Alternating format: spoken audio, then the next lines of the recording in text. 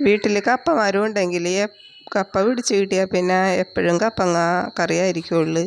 അപ്പോൾ കപ്പങ്ങ പല വിധത്തിൽ നമ്മൾ കറി വെക്കാറുണ്ട്. പീരിട്ടൊലത്തും ഉള്ളിമുളകൊക്കെ ഇട്ടൊലത്തും പിന്നെ പരിപ്പിട്ടൊക്കെ കറി വെക്കും.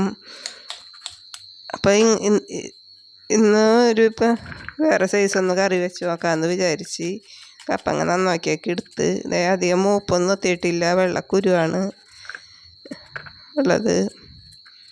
നല്ല ഇളയ കപ്പങ്ങയാണ്.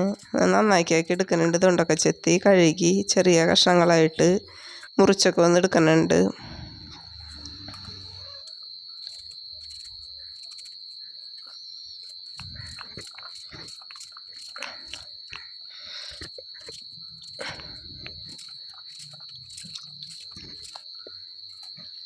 ഇതൊന്ന് കഴുകി കുക്കറിലോട്ട് ഇട്ട് കൊടുക്കാം. ഇത്തിരി ഉപ്പും വെള്ളവും ഒഴിച്ച് ഒന്ന് ആവി കയറ്റിയെടുത്താൽ പെട്ടെന്ന് തന്നെ ഇത് വെന്ത് കിട്ടും. ഒരു ചീനച്ചട്ടി അടുപ്പത്ത് വെച്ച് വെളിച്ചെണ്ണ ഒഴിച്ച് കടുകിട്ട് പൊട്ടിച്ച് ഒരു ഇഞ്ചിയും വെളുത്തുള്ളിയും വേപ്പിലയൊക്കെ ഇട്ട് കൊടുക്കുന്നുണ്ട്. അതൊന്ന് മൂത്ത് കഴിയുമ്പോൾ കുറച്ച് മഞ്ഞൾപ്പൊടി ഇട്ട് കൊടുക്കുന്നുണ്ട്. അത് കഴിയുമ്പോൾ ഇത്തിരി മുളക് പൊടിയും ഇട്ട് കൊടുക്കുക. മുളക് പൊടി ഒന്ന് മൂത്ത് കഴിയുമ്പോൾ മല്ലിപ്പൊടി ഇട്ട് കൊടുക്കുന്നുണ്ട്. മല്ലിപ്പൊടിയും ഒന്ന് മൂത്ത് വരുമ്പോൾ കുറച്ച് ചാണകപ്പൊടിയാണ് ഈ വെള്ളത്തിലിട്ട് വെച്ചാക്കണത്. ചാണകപ്പൊടി വെള്ളത്തിലിട്ട് വെച്ചാക്കണം. നന്നായിട്ടൊന്ന് പിഴിഞ്ഞ് ആ വെള്ളം ഒഴിച്ചു കൊടുക്കുക.